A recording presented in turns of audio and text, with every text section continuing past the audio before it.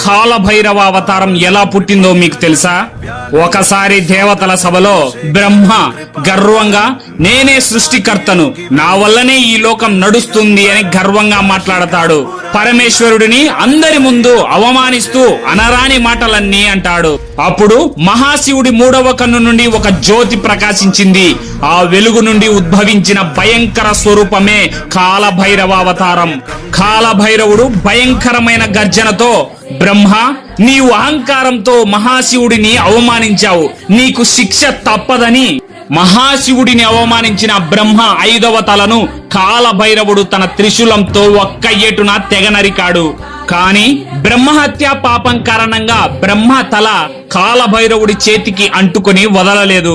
భైరవుడు ఎన్నో పర్వతాలు, అరణ్యాలు, దివ్యక్షేత్రాలను దాటి చివరకు కాశీ చేరగానే భైరవుడి చేతికి ఉన్న తల నేల